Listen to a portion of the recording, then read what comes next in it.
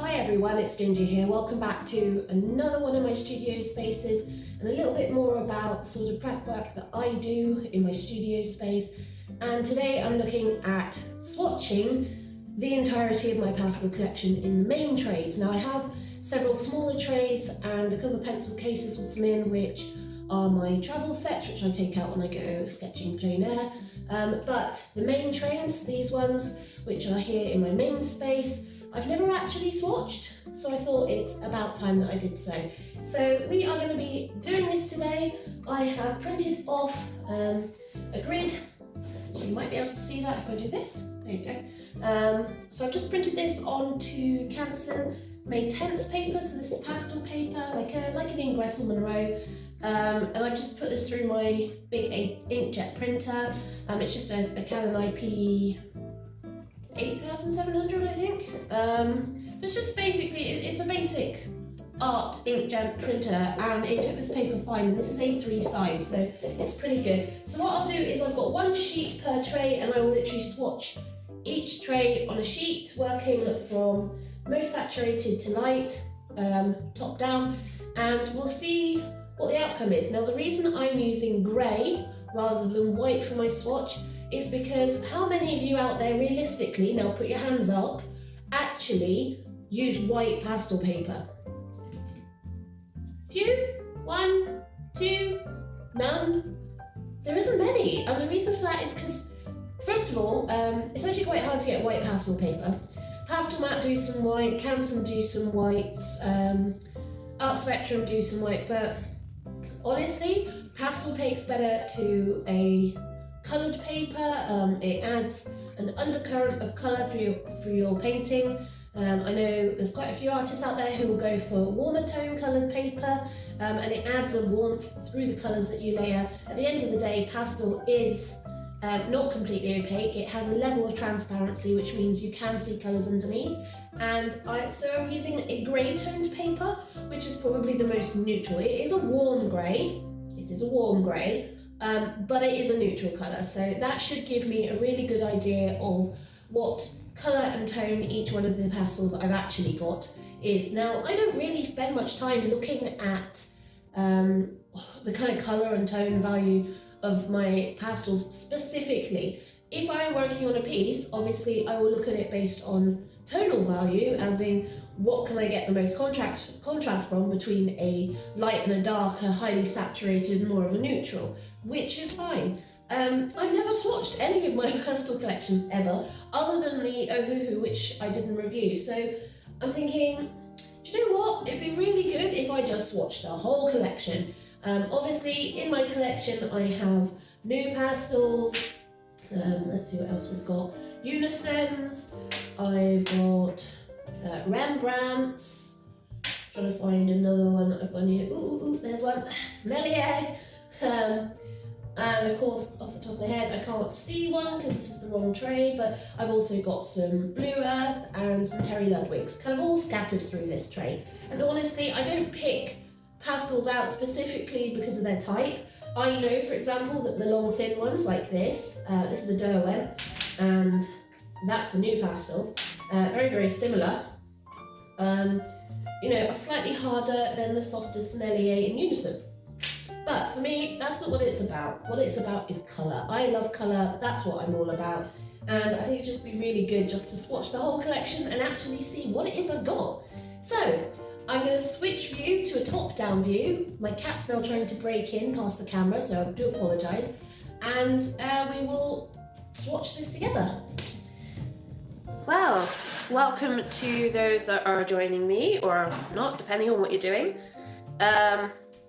As you can see, I'm just going to see, you're going to reduce the colour slightly so it's not quite so bright, hopefully. There we go. And we are going to be swatching my entire pastel collection. I've never done this before. I've got a really nasty cold and I'm feeling pretty crappy, so we're going to be doing this. I quite like it that way up, but do you know what? I think, for the sake of my sanity, maybe that way might be better. What do we think? And if so, where's my tape? Because I'll need to take that down. What do we think? Oh, that way's better. Right, let me grab some tape.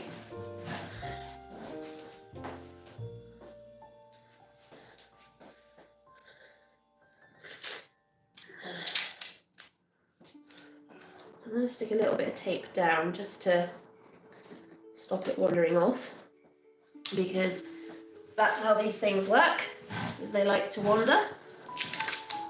Yeah, we've just come out of our amateur panto, and as usual, every time we do this, we end up with colds, because you spend all week exhausted, and then you end up like this. Oh, so I've got a terrible cold. Right, so we're going to start with dark to lights. So I'm just going to go along the top and just work down with what we've got. So I'm not sure how this is going to look or how this is going to turn out, but we shall see. Of course, it is only 9:54 in the morning, which is probably why nobody's awake. So we're on pinks. I think this is our pink selection. So basically, I've created this box grid using a free program. It's similar to Photoshop, called GIMP, and then I've just printed it directly onto Canson May 10th's pastel paper just to make it easier. So we're just gonna swatch this onto this weird cube. Just rub it slightly. There we go. Now the question is, what do I do with the ones that I've done? I might just have to stack them so that they sit out of the way.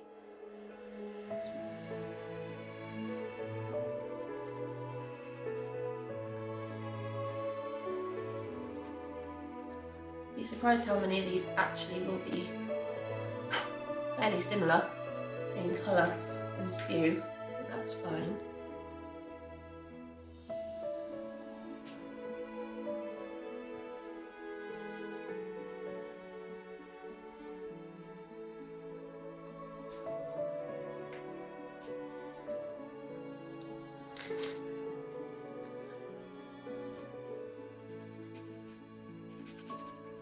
The thing is with pastel is it has an opacity, isn't fully opaque, so it has some transparency, and the problem with that is you see the colour underneath. Now this means that every colour that you ever use will not be the same. So for example, this is a hoo-hoo pastel. You see where I've used it, where I've broken it. It looks a lot darker than what it is actually on the paper.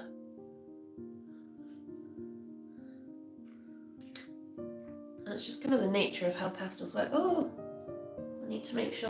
Where's my cloth?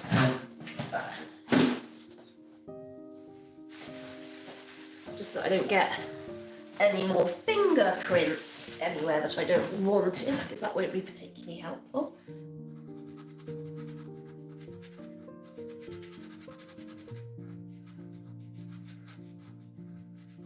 Now the pinks aren't particular colour that I like. I'm not a fan of pink. If you've seen any of my other videos, you'll know I am just not a fan of pink. Doesn't mean that it doesn't have a place, it just means that I don't like it. It's a very difficult colour to work with against other colours, and because of that, you can very easily muddy your colours. How many pinks I've got? I mean, there will be some repeats where I've split pastels, and therefore, you know, that means I'll have some repeats, but see if you can spot them.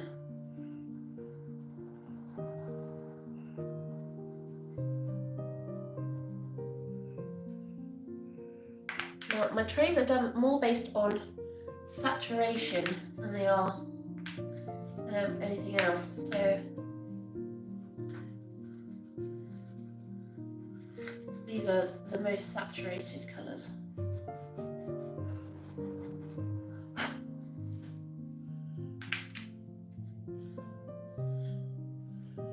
got some darks in here that are actually, they look like browns. They are actually a pink brown. I'm not sure how well that will come out on the camera. I have got a warm and a cool light on, which usually means that I get a really nice balance between the colours. You see what I mean?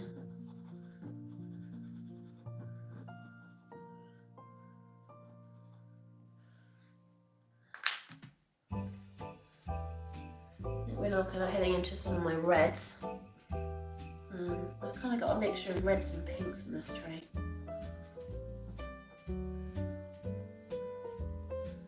The question is a cool red actually a pink?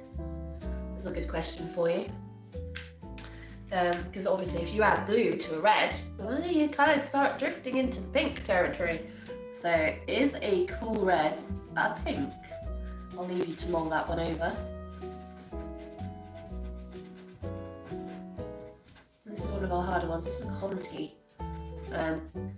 You get a lot of pigment in a Conte, but they are very hard as a pastel. So they're great for detailing, and because they're long, thin sticks, you know, that does make it easier for detailing. But honestly, if you look at how much gram of pigment you actually have for a Conte stick versus the price, it's nearly 3.7 times that of what you'd get, say, in a Unison. So Conte are great for what they are, and as a hard pastel, they're great for detailing, but they are super expensive.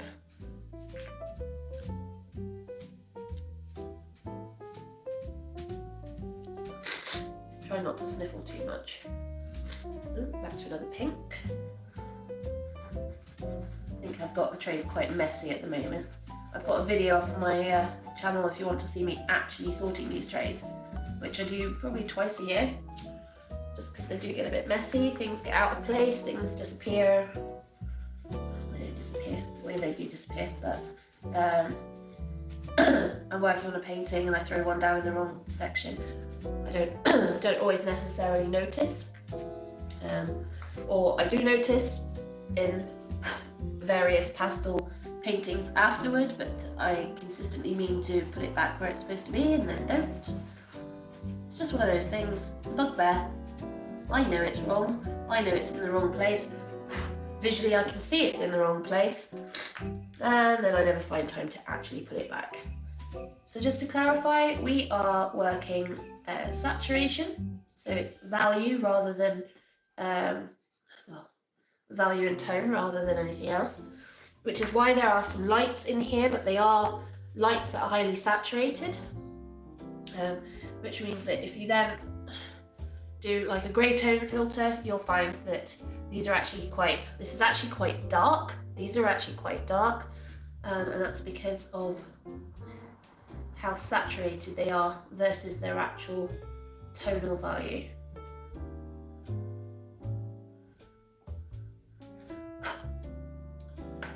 Yeah, we've got some absolutely gorgeous. I love the reds in this. I've always loved the reds in this. It's just one of those things. I love a good red. I do not love a good pink. I love a good red. There's no happy medium. I would prefer you to put more blue in your red and make purple, then make pink. Like this is really crumbly. This is a Sennelier. So not the proper thick half sticks. These are the lesser end of the Sennelier ranges. So they're thinner than the chunky ones, and they tend to be really crumbly and really quite dry. But you get some really rich darks out of them. And this one is a madder. It's a madder red brown, and it's absolutely gorgeous. It's great for doing those really rich darks in landscapes.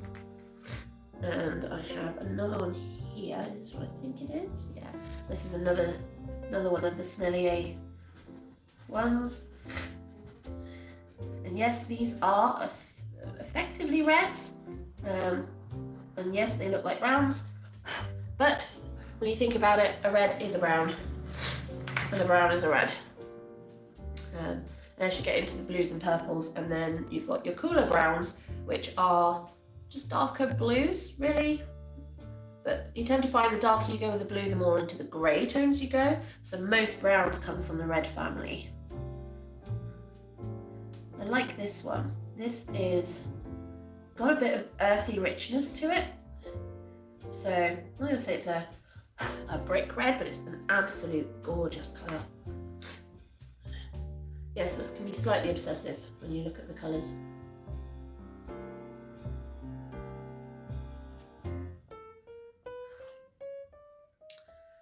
I don't know if Sarah is joining us, because I know she's just missed, because I started it and then had to finish it again. Let's go back to you. So yes, I know that was a bit complicated. I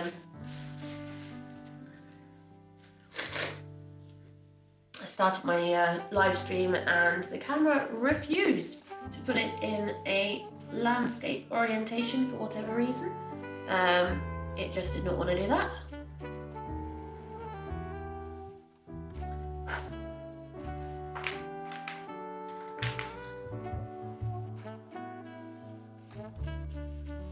One of the questions I got asked recently was, well, if you have a colour you really, really like, because you've taken the wrappers off and you've put them in the tray, how do you know you're going to buy that colour again? And the answer to that is, well, I don't. But then that's the joy of discovering new colours. I wouldn't be able to discover new colours if I persistently always bought the same colours over and over again. And also, sometimes pigments which either get written off because there is a change in the EU rules about the safety of certain pigments, or pigments become harder to find or are not cost effective because they're being mined inefficiently or badly or under slavery. Then there are some that just no longer exist and you just can't get hold of that you had previously. So actually I like the fact that I have no idea what most of these are. I can go online and I can go to somewhere like Jackson's where I can buy pastels individually. I can look for a colour that's close and then I can buy it. And if it turns up and it's pretty close to what I've got, then that's great. Or it is the colour that I was looking for. Or if it's not, then suddenly I've got a new colour to play with that I didn't have before. And that's also great. Is this another Conte? Yes, I think this is another Conte. So this is a really, this is more of an orange. I'm wondering if I should probably move this into the other tray, into the tray with the oranges. It's a nice colour, just think it's a bit more orange. Oh, this cold is doing my head in. I did not ask for this. He had it first and he gave it to me. I should probably speed this up. Look at all the colour variations I've got. It really does surprise you sometimes. Obviously you see them in the tray, but that's not actually the same as seeing them on paper. And that's a rich red. Look at that.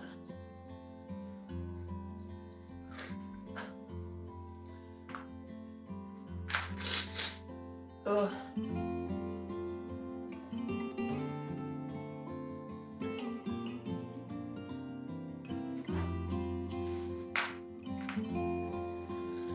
This is a bright one. More of our orange tones. It is a red, but it's got such a large amount of orange in it that it's borderline.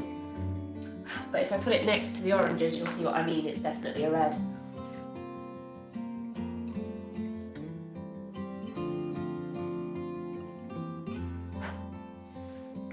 Okay, almost at the end of this main section. Also surprises me how many of these I actually have. It's like you look at them in the tray and you're like, oh, that's not many. Then you start getting them down and you're like, oh, actually, maybe I've got more of these than I thought. I think the colour trays that probably excite me the most, and the colours I probably like the most working with, is going to be blues and purples. I absolutely love my blues and purples. They are just one of those ones where I just love the colours, I love the tones, I love the variations, and there's a lot of blues and purples in Scotland, I suppose. Oh, that's an interesting chunky boy. This is Yeah. I think this is actually a Mount Vision. It's a gorgeous colour. Again, another one that's kind of borderline orange, but isn't. You can tell the difference between the Huhu. They are really difficult to get down on this paper. And because this is effectively ingress paper, the Canson made tense, so not sanded, it doesn't have a lot of like grab, and therefore the pastel just kind of sits on it. This is another one of our hard Contes. Another one again. Where are we going? More into the... Oh, I do apologise for those that have joined me. I have a really nasty cold. I did my amateur theatre panto last week. The final show was a matinee on Sunday, and then the get out, and then by Monday evening my husband had a cold. No surprise, and it's taken until today for him to give it to me, which is really nice of him. We love sharing. Honestly, there are some times where I wish he'd just keep things to himself. It's just one of those things where you do an amateur show, and we have shows basically Thursday, Friday, 2 shows Saturday, and then a Sunday matinee this year. Full house is all the shows Saturday, and full house on Sunday. So a lot of work. You know, we're in from, certainly on Saturday, we arrived about 12, and probably were out about 12. Sunday we were in from 1, out at 5, and then obviously working all day, Thursday, Friday, and then show basically starts at 7, so I was in to set up from 5:30 because I was the stage manager, and then down for about 10, and then reset, so out by about 11, home by 12, kind of you're awake so you don't get to sleep until 1, you're back up for work at 7, so it can turn into a really long week. It is absolutely worth it, don't get me wrong. I absolutely love doing the amateur shows. Because I stage manage, I don't get involved until quite late on. Usually the last couple of weeks is when I kind of get involved, when they're starting to do run-throughs and things like that. And then the technical weekend, which is when we get into the actual theatre. It's a community-owned art centre, run by a trust, run by the community, and it's such a gorgeous space. We're so privileged to be able to work in a space like that. So I am on to the next section. Let me get the tray into shot so you can see it. So there's the tray. So we've done all of these. So we're now going down a level into our next lowest saturation value, which is this one. So we've got a number of homemade pastels in this section as well. So this one, and that one. Basically made from pastel dust, which I've collected up and then rebound together with a bit of water. So let's work on this section. There is, let's see, I don't know how many I created in a row. So how many have we got? So we've got 1, 2, 3, 4, 5, 6, 7, 8, 9, 10, 11, 12, 13, 14, 15, 16, 17 per row. So you can see how many of these I've got. This is just the pinks. And yeah, there's another one of these Ahuhus. You know, they're not bad for cheap. Was it 72 pastels for £19? So we're back in the pinks again. But like I said, you need to know what you're doing working with cheap pastels. If you want to get into pastel, soft pastel, it's great, but you know, you have to really work hard with them to make them work for you. That's a bit of a warmer pink there. Still not a fan of pink. Maybe one day somebody will convince me otherwise, but no, still not a fan of pink at all. This is a more neutral pink. This one I actually quite like, and I believe actually I use quite a number of my paintings. Neutrals are good. If you're in Scotland and you get a lot of, well, we get a lot of misty mornings, foggy mornings, just generally grey days where it's completely overcast or drizzling, or dreek as we like to say, then you tend to find that you get a lot of neutral colours in your landscapes, and often than not I have to punch up the colour in order to kind of make it a bit more vibrant and not necessarily lifelike, but just interesting. Now don't get me wrong, I like a good neutral landscape, mostly because I'm surrounded by it. But sometimes, because I like working with colour and I like working with vibrant colour, I do find that where I'm living, I do have to punch it up a wee bit.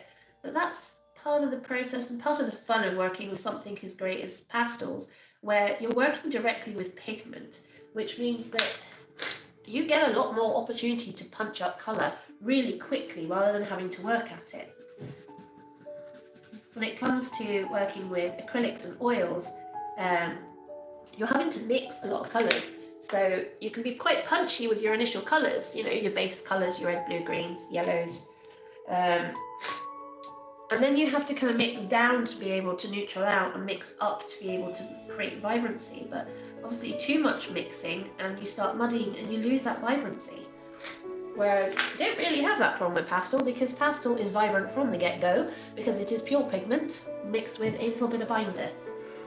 Now, one of the things I would really like to do, and probably something I might have a go at after Christmas, is to actually create my own pastels from natural resources in my local area. Now, the thing is, we're doing it with natural resources, making lake pigments, and then turning them into pastels, is that they're not as light fast. Now, most of the pastels I've got here from the big manufacturers, well, not big manufacturers, but they are manufacturers, like Unison and Sennelier and that, use pigment which they buy rather than create from outdoors, and therefore a lot of them are synthetic and therefore do have a light fastness, which is great. You want your pieces to last, you want, when people are buying, you want your pieces to last, so that they're not buying something that will fade over time. Now, interesting thing about lake pigments and making it from natural resources is that if you put that behind a piece of UV glass and then directly in sunlight, does it fade? In theory, depending on the rating of the UV glass, no. So is it then safe to create pieces which you sell using non-light fast pigment, well, it's not non-light fast, but it just has a lower light fast rating? Is that okay? Well, I think that's up for debate. Obviously, highly protective UV glass is more expensive. However, considering some of the mining techniques and laboratory techniques that have to go into creating synthetic pigments, maybe actually that is a better way to go. And it's nicer using pigments created from the stuff around you. Obviously, I'm in Scotland, so some of the things that I would like to use is things like heather. You know, what sort of colours can you get from heather? I believe more muted greens. You know, people think heather and they think purple, and that's absolutely not the case at all. But you can get some colours, purples, yellows, blues, by balancing out the pH level. This thing I'll just pay more attention. By changing the pH level of your lake substance that you're created for your pigment, you will find that you can change its colour from your cooler tones, so your blue tones, right the way through to your warmer tones, so your yellow, oranges and reds, all based on your pH level, which I think is absolutely cool. But obviously you start to feel like you need a full chemistry degree in order to create things. But then, you know, look at pastel manufacturers, small ones, artisan ones like Earthberry is one that I've been looking at. Another one, Chalk Copenhagen is another one. They produce such gorgeous colours and such gorgeous quality as well. And then you've got what else goes into making a pastel. And the other parts of making a pastel is going to be your binder and your fillers. So common fillers are things that can make them more neutral or less saturated, so whites, paler colours and tones like that. Then you've got your binders, usually a gum. So something like gum arabic is a common one. Being celiac, I have a lot of xanthan gum in the house, so quite tempted to have a go and see whether that would make any difference at all. And I see that my friendly neighbours are slamming their doors. Nope.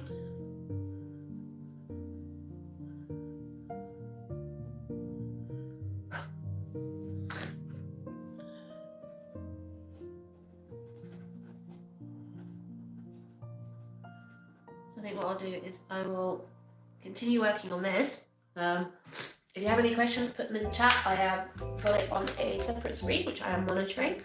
And I will respond. But I think when I edit this video and I put it up properly, I will speed this up so that you're not having to deal with me consistently mumbling.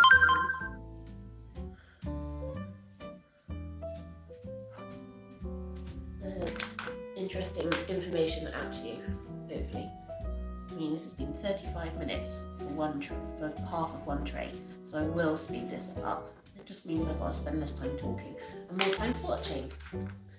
Go me. I actually got a surprising number of these Contes, which is surprising because I think it's just because they get lost in the tray because they're so thin. They disappear underneath the more chunky Unisons and Senneliers and Terry Ludwigs, but they're there, I have them. Okay, so we are on to the next level.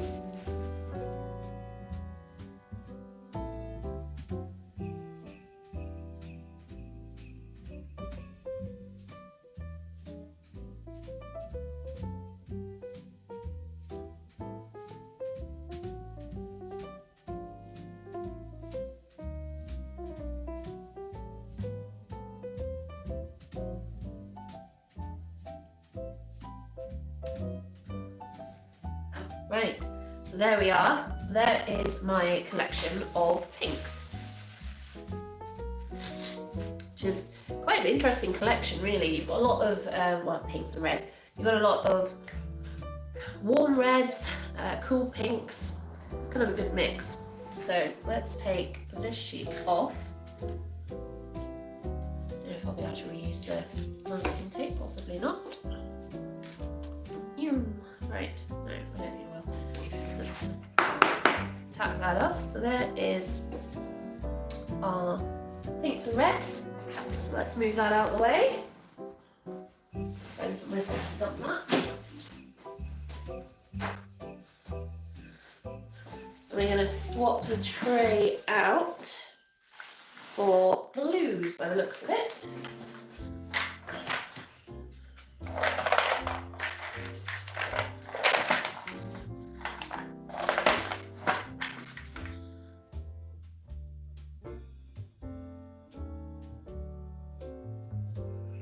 Okay, right, we will crack on with our blues, with the first one that doesn't actually look like a blue.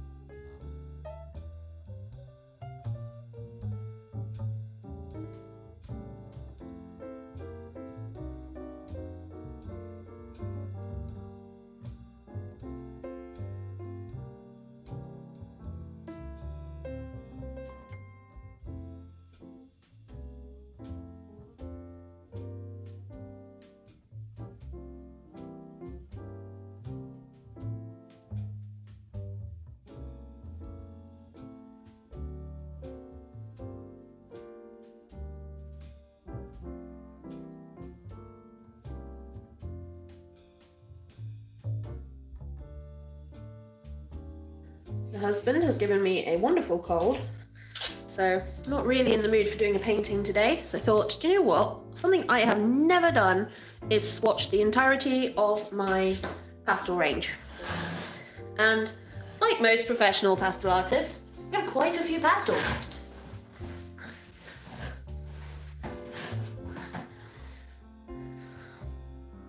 So we're now working on the greens. This is our green tray. Let's get started. Push all of them to the end. Let's start with our blue, really blue green, because we love these colours.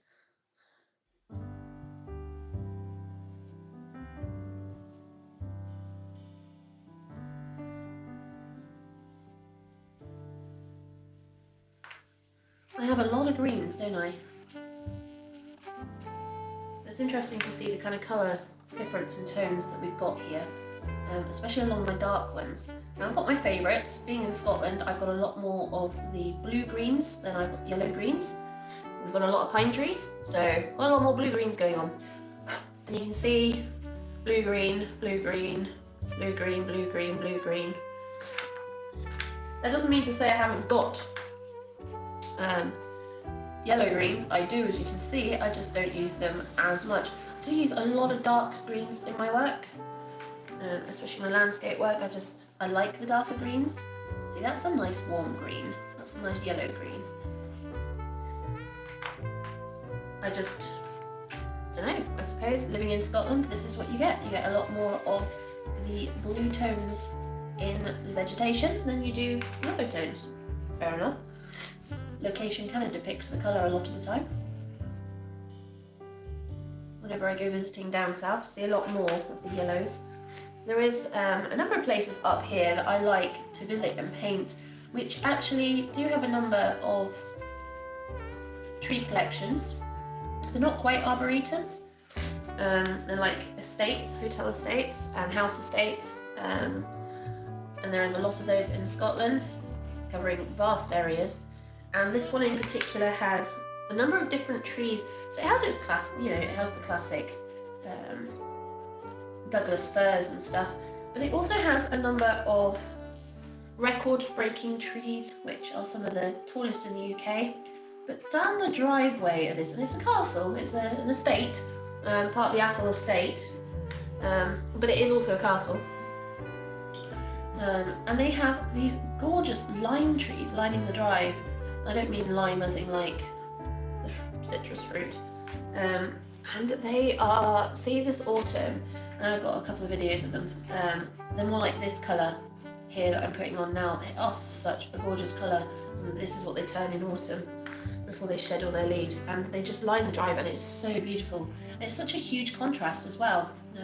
It's massively different to the rest of the local trees around it, because most of the trees around it are pine trees. So you get these beautiful lime trees, which are a very yellow colour versus the pine trees around it. And you do get that in and around Scotland. A lot of the estates up here, castle estates and house estates, had tree collections as part of their estates. I suppose because they're such a huge area. I'm not surprised. They definitely have the space to grow different types of trees from everywhere. So we've definitely got plenty of variety in my greens, from the blues through to the yellows. But like I said, I think I do prefer most of the blue tone greens. And that's just because that's what I've got a lot of around me.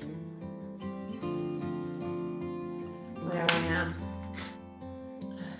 So hello and welcome to all those that keep coming back and forth and joining me.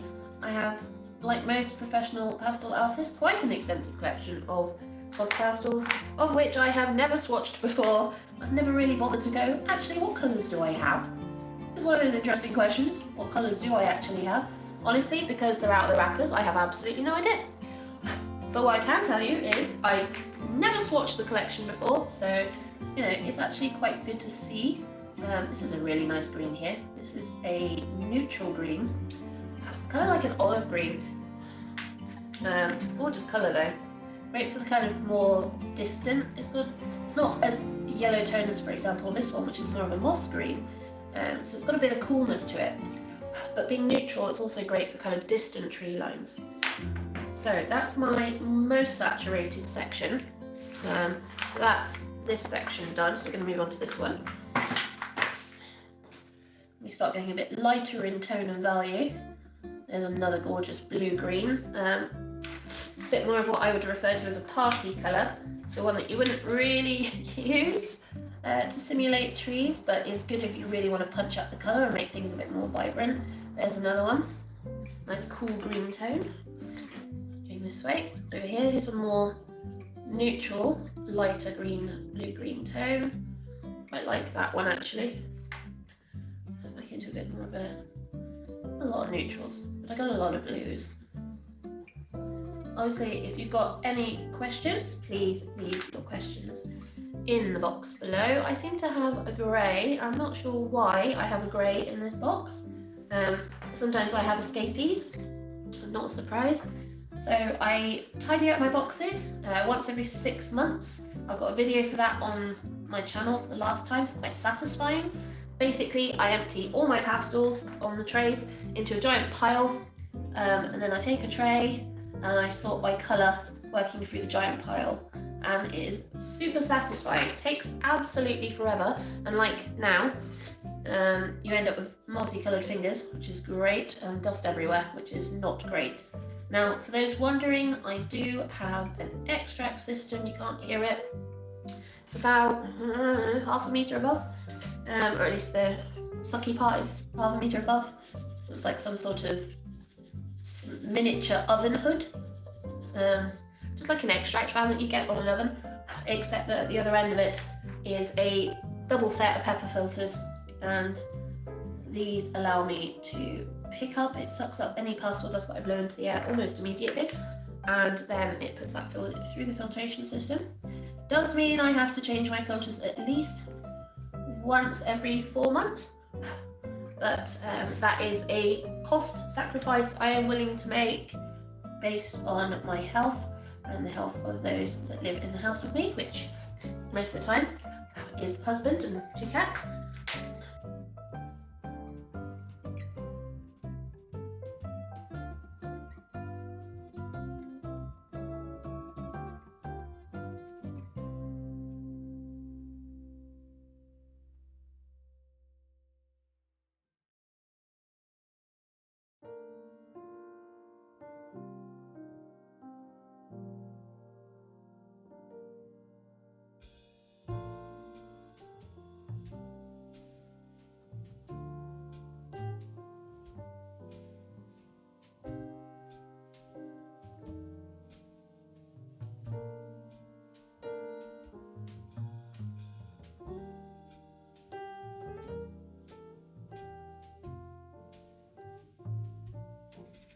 I like some of these kind of brighter yellow greens. They're borderline yellow, borderline green, but they are really lovely. Now, I'm going to be keeping these, I'll probably pin them on the wall in here, in the studio space. But what I will probably do is I will probably give them a liberal coating of a fixative. Looking around, I've got the Sylvina? I think it's a Sylvina hairspray, which is a firm hold hairspray. Yes, I am saying hairspray and not professional fixative like Sennelier. And I'll probably use that to liberally coat all of these and just keep everything in a fixed to the paper.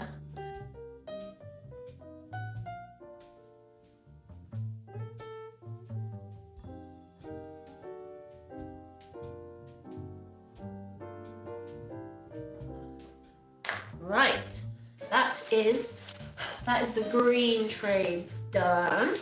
So there's the green tray for you guys to see. I'm going to take this one off and replace it with a new sheet. And we'll see what colour we've got next. Getting little bits of masking tape everywhere. It gets everywhere. Right, let's stitch this.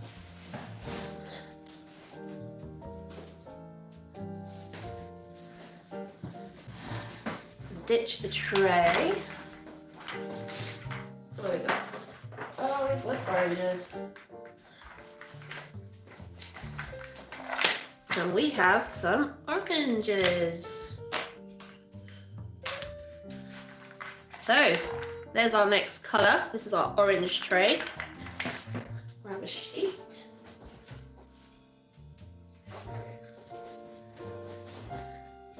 So if you're wondering, the sheets that I'm using are Canson Maytemps non-sanded pastel paper, which I buy in bulk, so I get about 50 sheets in a pack, roughly A4 in size. And these are great because they are thin enough that they fit through, oops, sorry, knocked the camera with my head. I'm that short that I knocked the camera.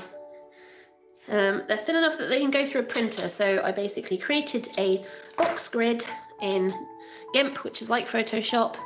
You can do the same in Canva as well, as another good one for doing that, and then literally just printed it directly onto the paper, ran the paper through my printer. It's actually quite handy being able to print on pastel paper. It's also great if you want to create easy outlines as well. Right, oranges.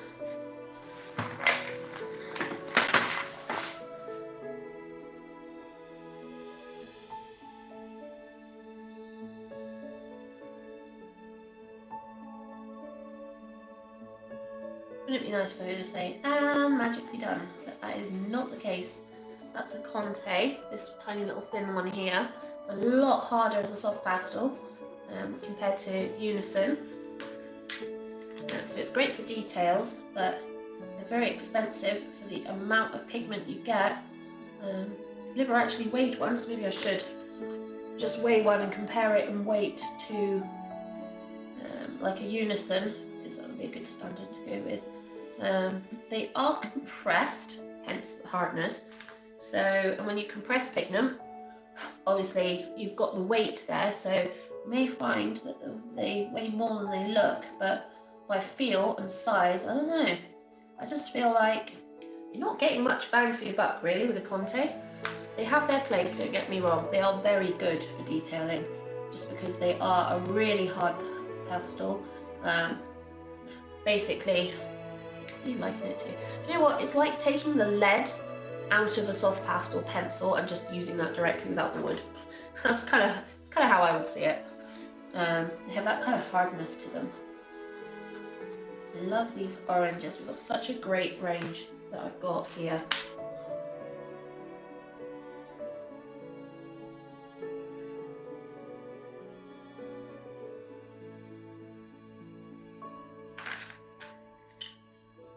Such a weird range of oranges. I like the more kind of browny tone oranges in my sets. I prefer the kind of more reddy, rusty colours.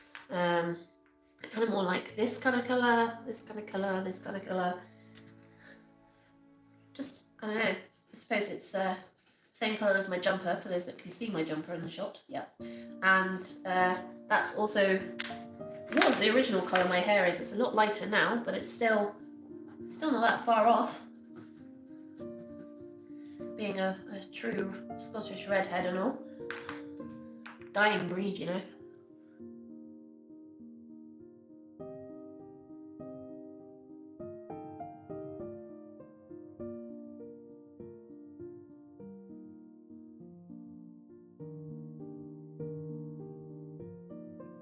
Now this is more of a red brown, but it is a lot more orangey than like the Madders that I had earlier in the red tray.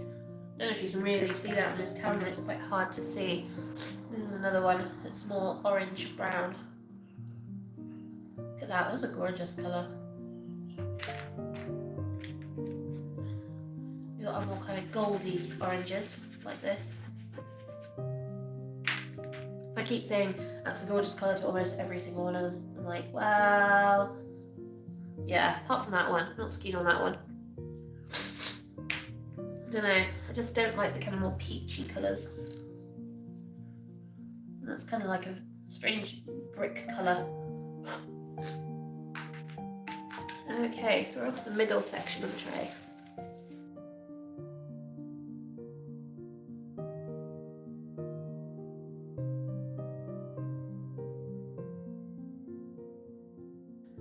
Hello to anyone that has joined me today and just dropped in to have a wee nosy. I am swatching out my soft pastel collection. I have not done that ever, I don't think. I've just been adding and adding and adding over the years. And as a consequence, I have 6 trays like this one. Each tray is a main colour group. This one is orange. Already in the live stream, if you go back, you can see that I have done green, blue and red. And I still have yellows and purples to do. So, and it's good to actually be able to finally see some of the colours I actually have in this collection. Because I can see them in the tray, but never really actually properly paid attention to what I've got. It's quite important really when you're working to be able to kind of look and see the kind of colour range you've got. Your more red oranges, your more yellow oranges, your pales right the way through to your browns. See, that one's almost a yellow. It's not quite, but it's almost a yellow. And then we got this one. These are slightly more neutral oranges. I kind of like the neutrals. They're great for kind of backgrounds. The more distant they are, you want them cooler, but you also want them more neutral. So, and the more yellow oranges tend to be more cooler. So, like this one here, slightly more cooler orange than. No, that's more yellow. This is more cooler. This is more cooler. That's more cooler. That's more cooler. Kind of more salmon colours, I suppose, and more cooler than some of our more kind of orangey, warmer reds and oranges. So like this one and this one, which are way warmer. And then you've got a really nice dark. So these are more close to the madder, which is a pigment, but it produces some really beautiful deep, rich oranges and reds to the point where they're practically brown.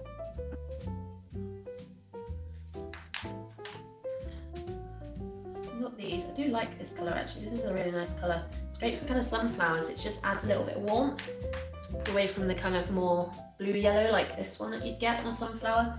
And you do want that because you want to be able to bring out enough hues and tones when you're creating flowers in soft pastel to be able to get realistic variety. Although that's kind of hard when you're painting flowers in a somewhat non-realistic way, but you guys know what I mean. At least I hope you do. If you don't, ask in the chat. And I'm not sure even then I'll be able to explain it. Maybe it's just my slightly mad way of viewing colour in the world. Now, for those of you that don't know or don't follow my channel, my name is Ginger. I am an artist based in the Scottish Highlands, where it is currently -3 degrees and really cold. And I am sight impaired. Now, in the UK, that basically there is 2 categories for blindness. Severely sight impaired, which means really limited vision, and sight impaired, which means kind of like partially sighted, like half vision, part sighted, kind of see. I can kind of see and kind of not see. During COVID, I caught a virus in my right eye, and that basically ate a hole in the cornea, and now that's scarred over and I can't see out of that eye. And before that point, I had, because I've got a skin condition, I also got keratoconus, which basically distorts your lens, I suppose. And then that means I get really severe ghosting and limited vision. So I have that in my left eye to about 30%. So let's see. So I can see, don't get me wrong, because it'd be very difficult to do this if I couldn't. But what I see versus the real world is very different. I do have a sight cane, unbelievably. I am supposed to use it for going up and down stairs and things like that, where because of the keratoconus, I get so much ghosting that I see things in multiples, like the edges of steps and stairs. And if I can't tell which is actually a step and which is a ghosted version, I can very easily fall down. So that does prove tricky. I also have a wonderful habit of bumping into things as well, mostly door frames, because I can't really quite see them, or at least see where they start and finish anyway. Now it is an orange, but it's also along the lines of pink.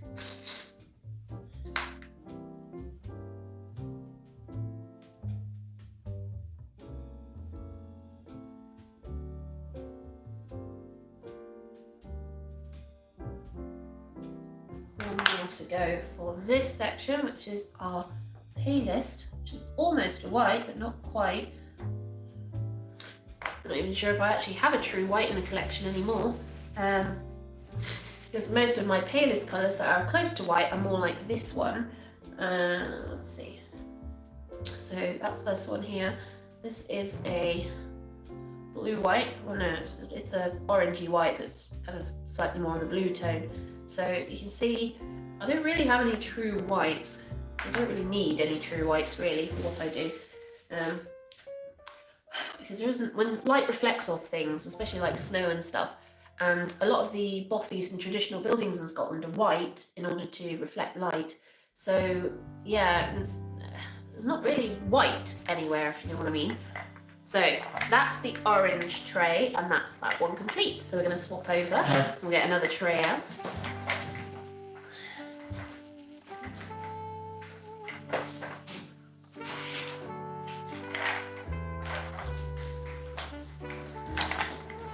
So we're going to work on our yellows, which also seem to have some blues and a random purple in. So I'll take those out because we do not want any blues in that.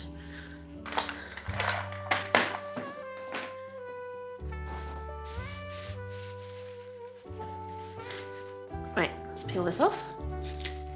Come here. Sorry, shaking the camera.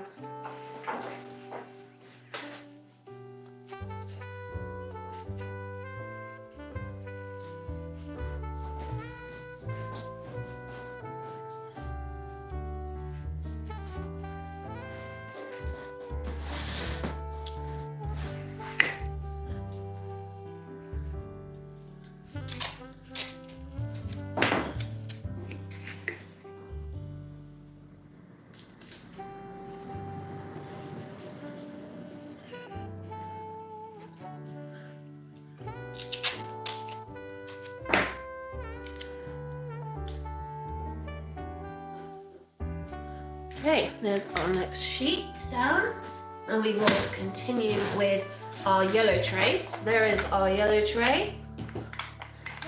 We'll start with our most saturated yellows. Remember that saturated doesn't always mean darkest. For example, if I put a grayscale filter over the camera, you'll see what I mean about the fact that some of these, like this one, you know, they're a very bright, vibrant colour, they're very saturated, but when you take all the colour out of it and just look for tonal value, you'll find that this is quite dark in the tonal value. So it's quite important when you're thinking about what colours you're actually using together in order to create your values in your painting, that you're actually looking at your saturation as well. Because, see, this one is a really bright yellow, but actually it's quite a dark colour, or at least it's a dark tone value when it comes to actually looking at it. And that's because it's just super saturated. This is one of my favourite colours, this kind of gold, deep gold colour. I believe it's one of the ochre colours, and it's just gorgeous. This is a more neutral version of that colour, which is also really good for landscaping. You want colours that kind of work when it comes to landscape painting. So this is a slightly more greeny yellow. It's also really super crumbly. This is one of my Senneliers. And I do apologise, I have a really bad cold. I've just come out of a week's worth of amateur panto, and as per usual, come out of it with a cold. No, before anyone asks, I do not perform, I just do backstage work. I stage manage most of the group's shows. They will never get me to perform, ever. I don't do on stage, just hide in the dark at the back and shout at performers. So this is another one of those ochre colours. It's a brighter, more vibrant version.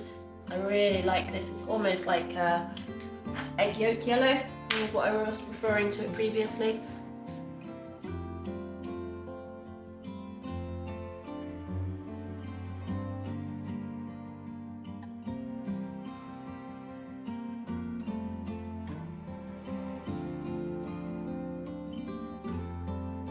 don't really have many yellows. This is one of the few colours that I don't really have a lot of. And it's probably because, well, first of all, in Scotland we don't get much yellow. And secondly, most of the yellows we do get tend to be closer to an orange than a yellow. And I know that certain parts of the world you do tend to get like colour groupings, and also kind of colour temperature groupings as well. It's really weird. That's not really weird. Oh, is it really weird? I'm not sure if it's really weird. Maybe it isn't. But it'd be nice maybe to create like a world colour map to say, right, these are the average colours, we'll call it average colours that you get in these different regions in the world. In Scotland it tends to be a lot of neutrals, a lot of greens, but a lot more of the blue greens than the yellow greens, a lot of rust colours, a lot of kind of purple colours, a lot of heather kind of colours. You get some yellow, obviously buttercups, because everyone has buttercups, they're just a weed. But also you get a lot of broom up here. I don't know if it's just spread from down south, climate change has made it warmer and therefore it's thriving up here, but you do get a lot of gorse and broom, which do have something more closer to this kind of colour, this kind of bright yellow on it. So it's very visible. Obviously over the last, I don't know, 10 years, we've seen a lot more yellow in the fields, courtesy of rapeseed, and you get, but not kind of yellow, so we get a lot more of this colour, the kind of more orangey yellows in the fields, and that's because we grow a lot of barley and a lot of wheat, and most of the barley production up here goes to cereals, cattle feed, and of course most famously whiskey. How are we doing? Started 2 hours ago. Oh, I've been on for 2 hours. Wow, that's a record for me. We are over halfway through our yellows. So kind of getting into more of the kind of paler, more neutral colours now.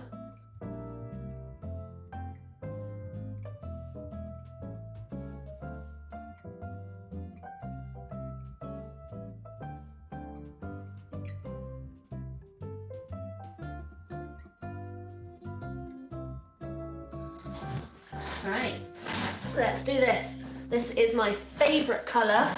I absolutely love purple. It's just one of those colours where it just can convey so much, both in the warm tones and the cool tones. So there is my purple tray. So we'll start with the bottom end.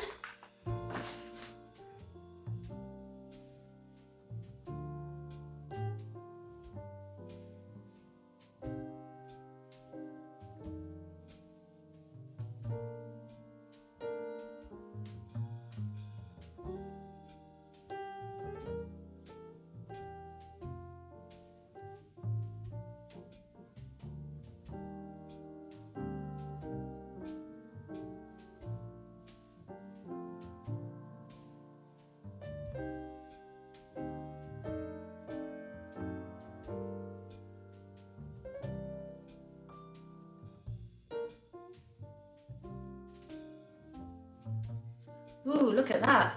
That's a bright pinky purple.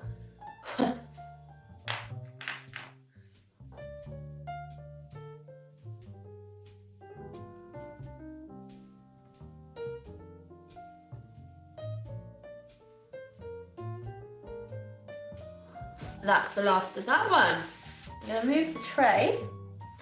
I'm a terrible cold. I'm going to move the tray out of the way. I'm going to trim down these sheets. I use them for swatching a lot of different things, so I'll trim down what I need and then keep the rest of it for swatching other demos and reviews. They're quite handy to have, and the Cancer May 10 is actually quite a good paper to do swatching on for pastels. Right, let's take that one off. I'm going to trim it.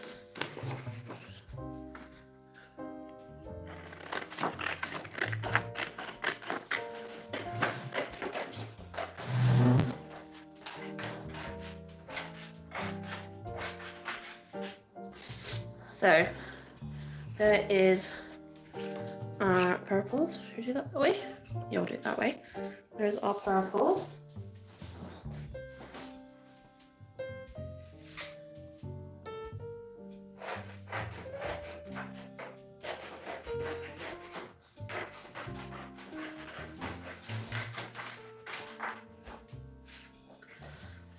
There is our yellows.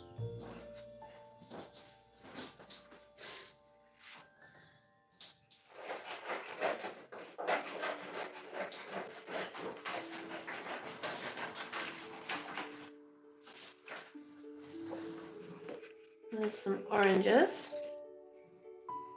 Come on, fit on the page.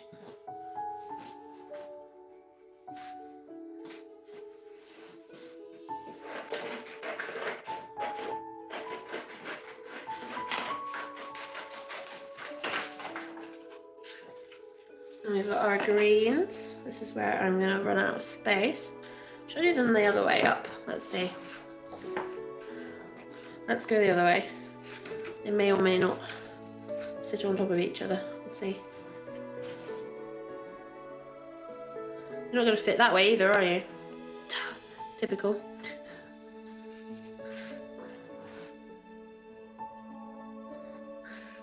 Right, so there's those three. And then we've got, there's our greens.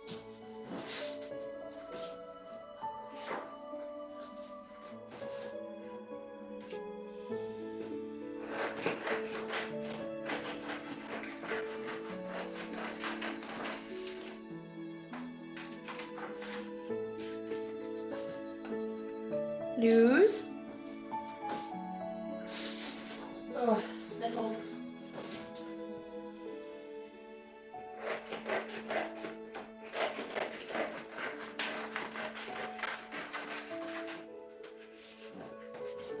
And then there is our reds. Right, well, thank you all for joining me today.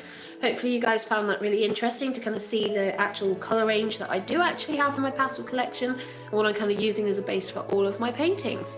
So thank you all for joining me, and I will see you all soon, hopefully with less sniffles and a bit more voice as well. So ta-ta for now.